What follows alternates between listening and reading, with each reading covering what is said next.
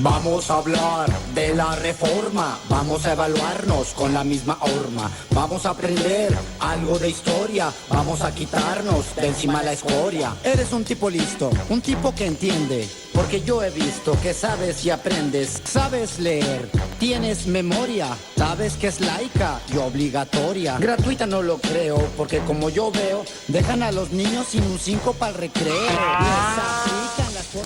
Para entender la luz, habría que entender la oscuridad. Para entender el conocimiento, habría que partir de un desconocimiento o de una ignorancia. Hay ignorancias hermosas como la de los bebés o la de los niños muy pequeñitos. En este caso, en este programa, en este espacio, intentamos hacer una fiesta del conocimiento lúdico, el arte, la cultura tienen que ver con un orden controlado y también de una idea de que esto es bueno, de que se puede celebrar. De eso nos gusta mucho platicar a mi amigo Romualdo Gallegos, quien tengo que decir que es mi amigo porque sí lo es, pero además es un gran pedagogo y un escritor de textos que tienen que ver con la educación y también con la narrativa, con la cosa de contar historias. ¿Cómo estás, Romualdo? Muy bien, Gerardo. Gracias por invitarnos aquí a tu casa. No, siempre es un placer. Bueno, más bien nosotros te invitamos a que nos invitaras, ¿verdad? Pues aquí estamos, siempre aquí estoy leyendo, trabajando, escribiendo. Está muy bonito tu patio. Oye, muchas gracias. Aquí antes había tierra y luego mármol y luego ya le pusiste piso normal. Sí, lo que pasa es que el piso que estaba antes es un mármol que se manchó mucho, se dañó con el sol, se erosionó. Y lo que hicimos ahí fue ponerle un pisito para despistar al enemigo, ¿ves? Esa es la idea. Te quedó muy padre. Oye, Romualdo, la educación, o sea, que los niños vayan a la escuela, que efectivamente aprendan, que pasen la mayoría a la secundaria, luego a la universidad, para algunos, la mayoría de los que nos están viendo en la tele, es posible que sea algo más o menos normal, pero hay mucha gente que no le gusta estudiar o no puede estudiar. En mi colonia, por ejemplo, hay 2 muchachas que terminaron la secundaria, una y luego dijo, no, ya no. Y otra muchachita que ni siquiera terminó tercero. Y ahí se quedan a vivir como si nada. Pues la educación es de hecho el futuro de los pueblos. Sin educación no tenemos democracia. ¿Quiénes son estos chamaquitos? Estos son mis nietos, este es Isabelita. Hola, Isabela. Hola. ¿Y tú? Sebastián. Hola. Estás bien grandote, Sebastián. Gracias. Nos trajeron café. Muchas gracias. Espero que no le hayan puesto azúcar, Laura. Sí le pusiste. Casi no tiene. Me decías el conocimiento. Pues yo creo que la educación es casi todo, es decir, un país sin educación es un país que camina a ciegas, que camina por la selva desnudo, es un país sin futuro, sin posibilidades, sin punto de vista, sin postura política. Un país sin buena educación es un país que le apuesta a la improvisación y a la nada, muy parecido al nuestro. Es lo que te iba a preguntar. Ahora con el debate de los logros del comandante, que dicen que allá hay mejor educación que en ninguna parte de Latinoamérica. No nos imaginamos otro país que los que aquí vivimos, los que hemos tenido pocas posibilidades de viajar o de vivir en otra parte. Pero, ¿es posible que se viva mejor? Yo me imagino de repente como que más gente viera este programa, que más gente acudiera a los cineclubs, al teatro, a los libros, a los museos. Pero pues no lo podemos comparar con otra cosa. ¿Cómo sería una ilustración de por qué sí es bueno educarnos más todos, no nada más uno, y por qué no es tan bueno que vivamos en esta especie como de analfabetismo funcional? Pues mira, yo veo que, por ejemplo, una de las expresiones contraculturales o contra la educación o algo que da evidencia de que algo está pasando mal en educación es la violencia. Yo pienso que un pueblo donde suceden situaciones violentas, o sea, muchas muertes, poco diálogo,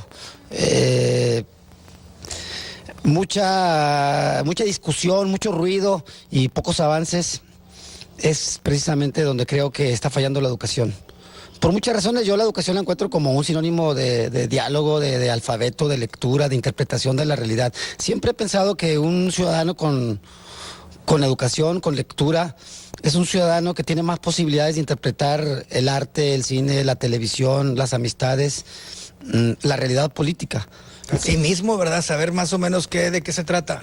Pues, una persona que está educada entiende cuál es su papel, su transcurso efímero, ¿no? Por la tierra, por su ciudad, por su familia, y es más capaz de establecer un diálogo con los vecinos, con los partidos políticos contrarios, con las personas que piensan diferente que tú. Yo pienso que la educación es entonces el puente que nos da la civilización. Y cuando esta falla, pues falla todo. Falla la economía, falla el futuro, falla la democracia. Y toda la gente está gritando ahí, simulando que está haciendo las cosas, pero sin educación no hay buenos partidos políticos.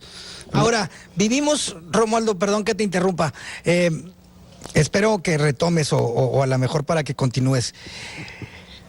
Efectivamente no estamos en el escalón 0 o en el escalón 1. Hay logros en nuestro sistema de educación o tal vez ha habido una buena educación en los 70s y hay intentos por mejorar la educación básica y no sé en qué momento el tren se descarrila. O sea, ¿por qué se consume tan poca cultura o arte y en otras partes sí?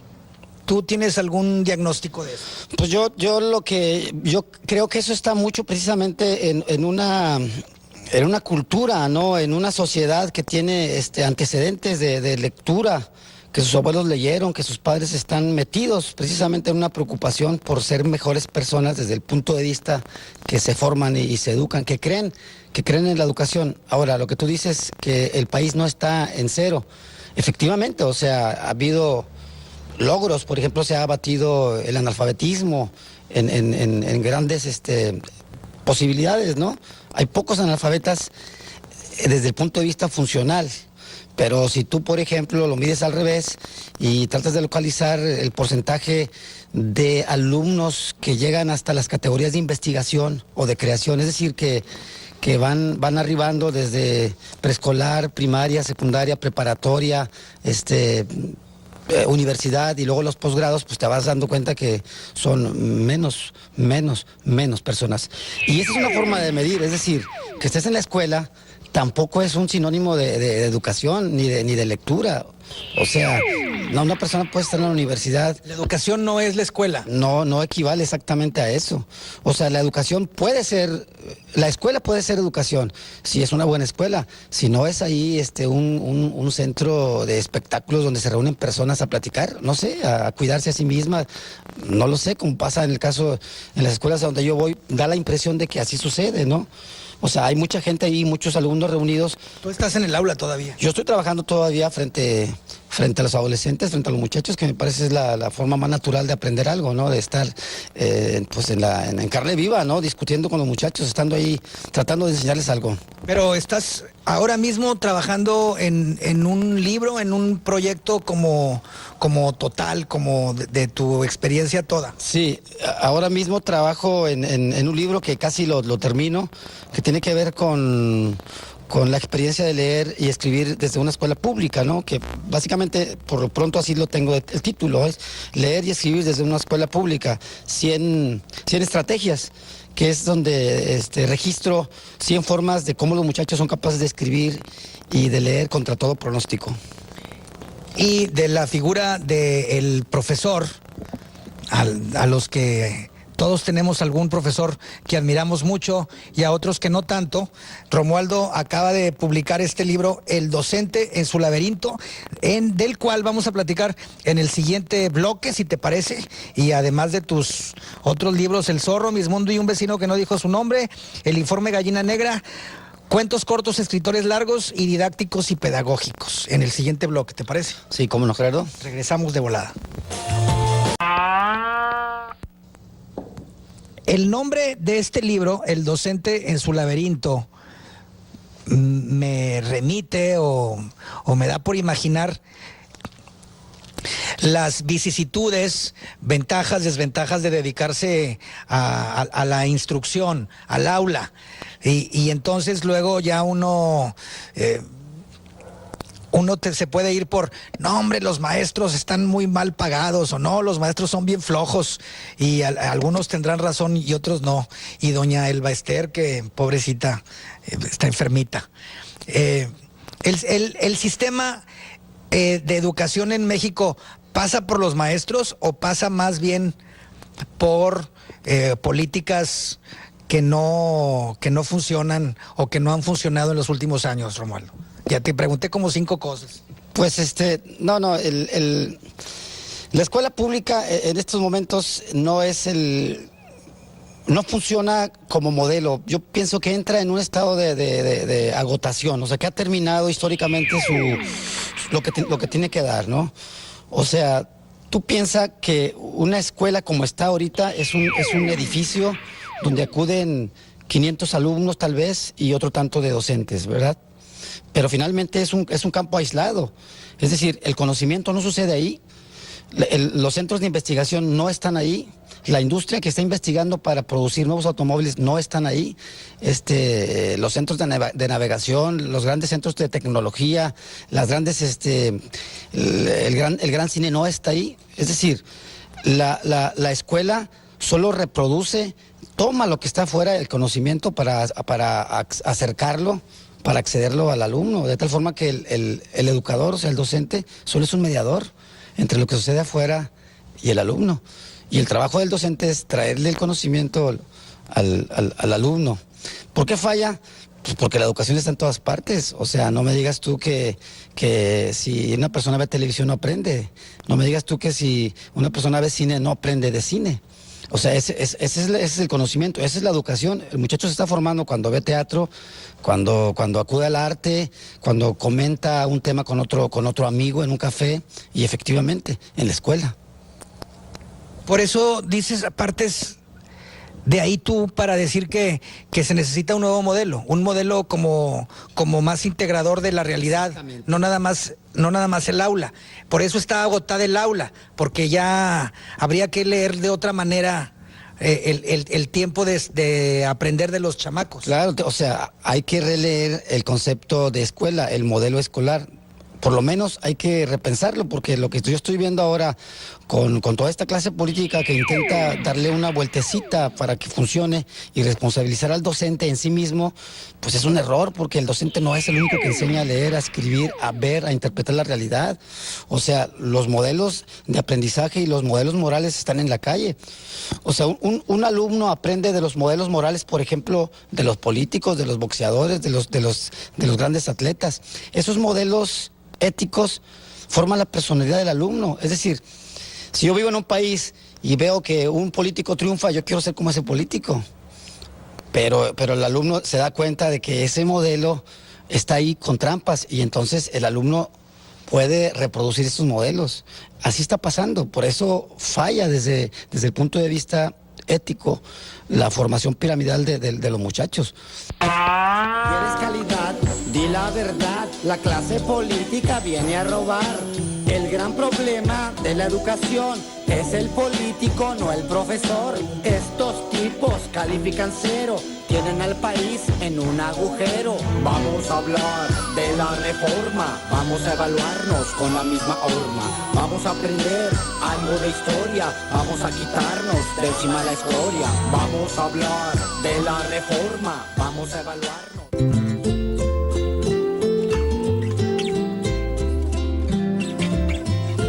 Profe Ramiro Estrada, ¿cómo le va?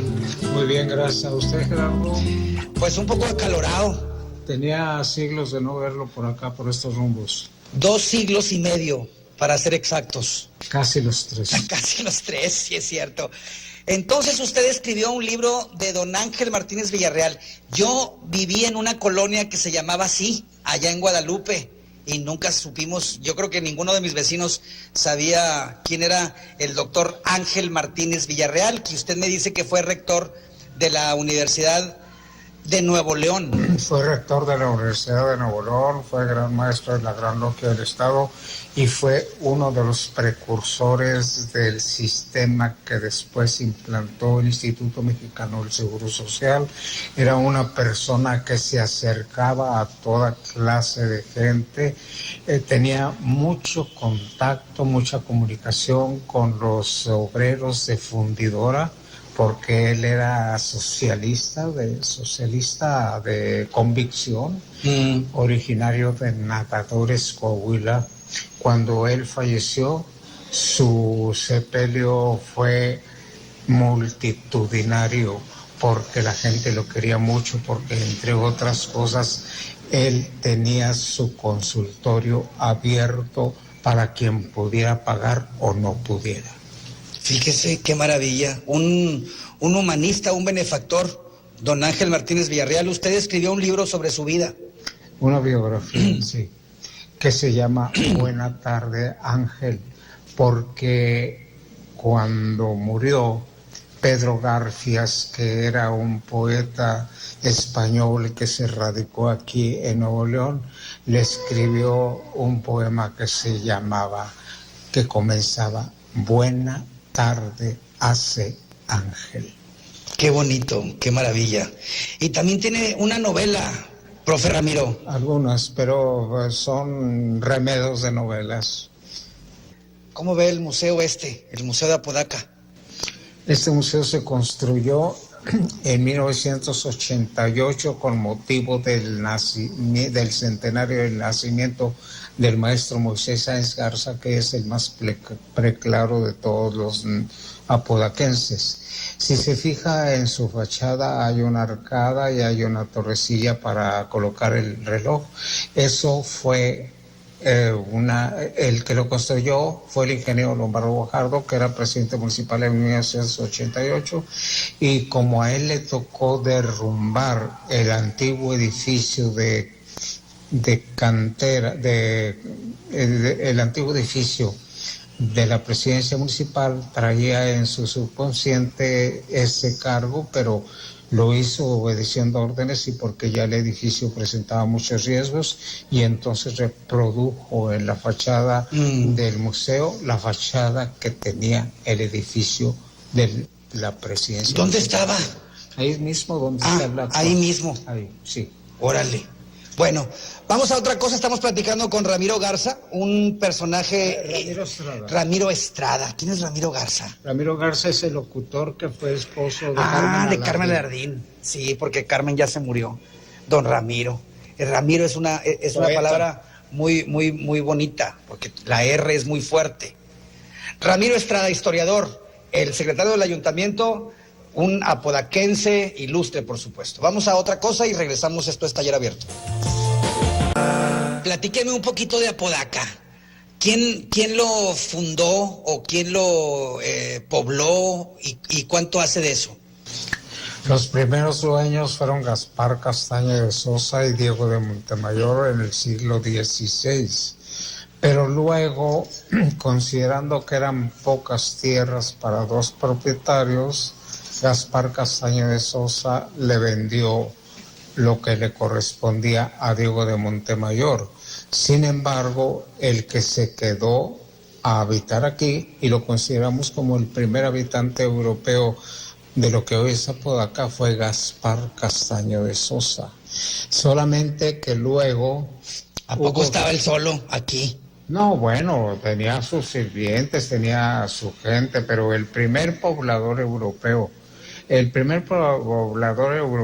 rango, de categoría, fue Gaspar Castaño de Sosa. Por eso a la estancia que fundaron se le llamaba Estancia Castaño, que es el primer nombre con el que se le conoce lo que luego sería el municipio de Apodaca. ¿En qué año? En 1585 se establece ya con constancia escrita la presencia de europeos aquí. ¿Y por qué se puso Apodaca? ¿En honor a quién? Después de que regresaron los europeos, luego de la deshabitación que hicieron del nuevo Reino de León, se volvieron a fundar o a refundar los lugares de poblamiento que había antes, y entre otros estuvo el de la antigua estancia Castaño, nada más que se movió para un lugar menos inundable, no tan cerca del ojo de agua, y se le puso Hacienda de San Francisco. Durante algunos siglos subsistió como Hacienda de San Francisco porque su santo patrono es San Francisco de Asís, por eso la feria tiene como fecha central el 4 de octubre. Finalmente, en 1851, el Congreso decreta que este municipio se llame San Francisco de Apodaca en honor a un obispo de Linares, que por supuesto, como lo hacían los obispos de Linares, no llegaban a Linares, se quedaban en Monterrey, que se llamó Salvador de Apodaca y Loreto. El apellido de él, de Apodaca, es el que se le puso a este municipio en 1851, cuando ya fue declarado municipio, porque este obispo se distinguió por su filantropía, a pesar de que solamente estuvo 4 meses en Nuevo León, pues finalmente falleció por alguna enfermedad. Sí. Ramiro Estrada, muchas gracias. Al contrario. Felicidades por este reconocimiento que le hizo la Universidad Autónoma de Nuevo León y también el municipio de Apodaca. La universidad no. Ah, no, la uni no. Fue el municipio. No. Ah, es que estábamos platicando del reconocimiento a don Israel, de la uni, ¿verdad? Sí, pero eso fue aparte y no fue aquí. Aparte, por supuesto. Bueno, pero nosotros lo reconocemos a usted también. Muchas gracias, Gerardo. Ándele, Ramiro, muchas gracias a usted, felicidades. Gracias a usted. Gracias por visitar Apodaca y gracias por visitar el museo. Pues aquí vivo, pues ¿qué más hago? ¿La utopía de la educación o cómo es? La escuela de la utopía. Ese es el título que hasta ahora he visto como posible para este libro que estoy escribiendo. Hace unos 15 años o más que alguna vez me invitaste a participar en estas charlas con los maestros cuando estabas en esto. Me acuerdo que planteabas tú la posibilidad, por ejemplo, de que los muchachos leyeran la televisión, los cómics, los Simpson, y esto como parte, o sea, que se integrara esto a la clase de español o la posible clase de literatura. Por ahí va más o menos el espíritu del libro entero. Sí, bueno, esa sería una parte que yo llamo el uso de los referentes reales. Es decir, yo estoy planteando en este modelo y particularmente en el enfoque de las asignaturas en español para partir, puesto que esa es la materia que yo trabajo.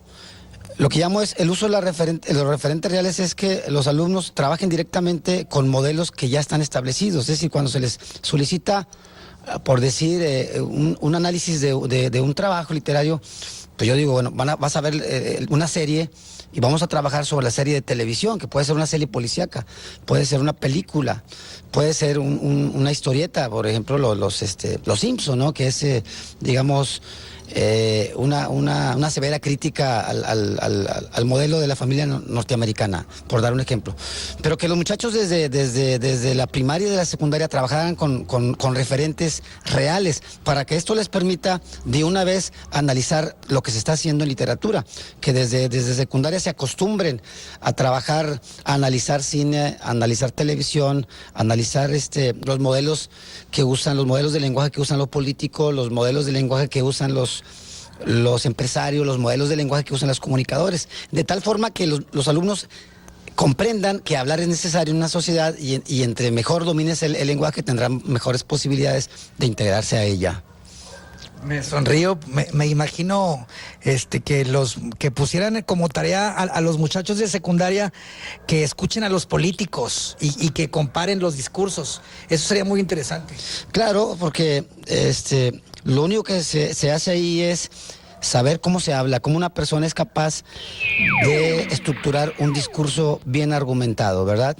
Saber que hablar mucho no es sinónimo de hablar bien, ¿verdad? O sea, intentar hablar para ocultar cifras y para ocultar verdades tampoco es un modelo integrador o una buena estructura de hablar. En cambio, tú ves a un comunicador y te das cuenta que el comunicador tiene un poco más de lectura o tiene una ventana o una visión panorámica mayor, puesto que está informado de más cosas y habla de más cosas, ¿no? Es un poco trabajar con las formas en que hablan las personas. ¿Cómo habla un académico? ¿Cómo habla un artista? ¿Cómo habla un futbolista? Por dar ejemplos. Muy bien, Romualdo. Pues en el programa que sigue hablaremos de literatura, porque ya se nos acabó el tiempo hablando un poquito de educación. Finalmente, como dijimos al principio, sirve para que entre todos seamos más felices, tengamos más oportunidades de imaginar y de ensanchar la visión, ¿no? Que sea más periférica. Eso entiendo yo por educación, o sea, para mí la educación es sinónimo de civilización y da al ciudadano y da al escolar o al muchacho mayores posibilidades de entender lo que está pasando en el momento en que él vive y por lo tanto le da mayores posibilidades de ser más feliz. El conocimiento de alguna forma está relacionado con la felicidad, si no, ¿de qué serviría aprender a hacer las cosas? ¡Wow! ¡Qué padre! Cerraste. Bueno, gracias, Romualdo Gallegos. Oye, es un placer siempre.